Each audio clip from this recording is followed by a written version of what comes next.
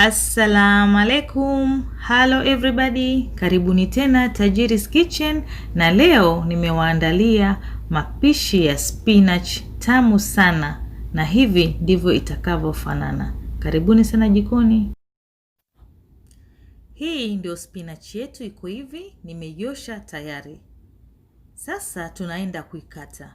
Na wengi wetu huwa tunaikata hii spinach tofauti sana. Ndio nikasema wacha niletee hii video, japokuwa ni video rahisi sana, lakini pia ni vizuri kuelimishana.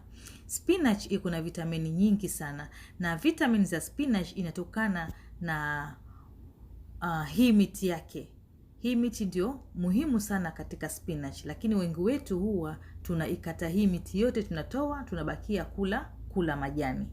Kwa hivyo ni vizuri sana ukate kuanzia hii miti.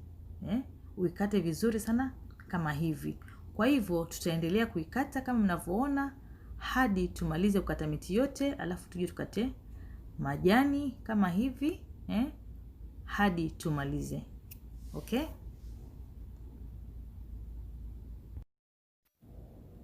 Sasa tumemaliza kukata mboga yetu kama mnavyoiona, na hapa tumepata hii miti kama mnavyoiona mingi sana. Yaani hapa leo hii miti ndio nyama yani, ukiitafuna utahisi kama unakula nyama yani, tamu kabisa. Sasa ni wakati wa kukaranga mboga yetu. Katika sufuria yako utaweka mafuta kama hivi. Mimi hapa nimeweka olive oil. Unaweza kutumia mafuta aina yoyote, lakini napendelea mafuta haya kwa mboga yangu. At least huwa naweka kidogo, inakuwa mingi si mabaya. Kwa hivyo nitaweka kitunguu changu, nitakipika hichi kitunguu kwa muda. Alafu nitaweka pilipili boga ama pilipili hoho kwa jina lingine. Nitavipika, na pia nitaweka curry powder na chumvi kama unapenda curry powder. Mimi curry powder ndio kiungo changu kikubwa sana, huwa napenda kutumia katika mboga. Yaani huwa napenda kutumia spices halisi. Kama unaangalia video zangu utajua huwa sipendi kutumia spices zile ambazo hazijulikani yani. Huwa napenda kutumia vitu natural sana. Kwa hivyo sasa nitaweka mboga zangu kama hivi unavyoona, na nitazifunika kwa muda wa dakika 2 ili zipate kushuka, ndio nipate nafasi ya kuzichanganya vizuri. Baada ya dakika 2 nazifungua kama hivi, nazichanganya vizuri zipate kushuka chini.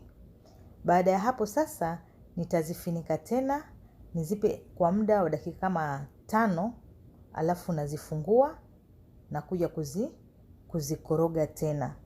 Itakuwa zimeshuka vizuri kabisa kama hivi mnavyoona.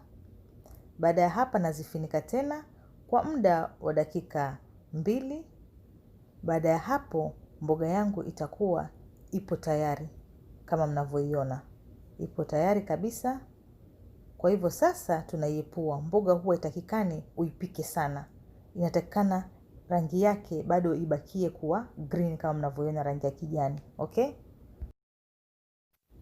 Sasa ni wakati wa kuandaa mboga yangu katika bakuli yangu nzuri kama hivi mnavyoona.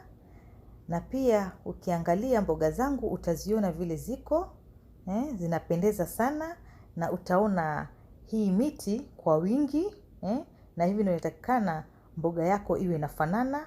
Na pia ukiangalia sijaipika sana, bado iko na rangi yake ya kijani vizuri sana. Hasa hapo unapata vitamin zote katika spinach. Nataka spinach yako uipike hivi, sio uipike sana, na pia usio utoe miti. Yaani hapa unakula hii spinach, lakini unajihisi kama unakula spinach iliyo na nyama. Yaani ni utamu wa hali ya juu.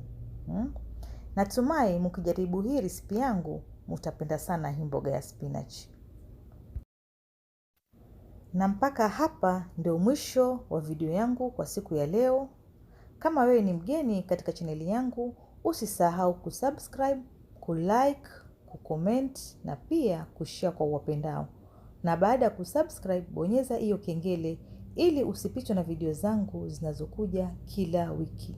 Pia usisahau kunifollow katika social media zangu, Facebook na Instagram, kote natumia Tajiri's Kitchen.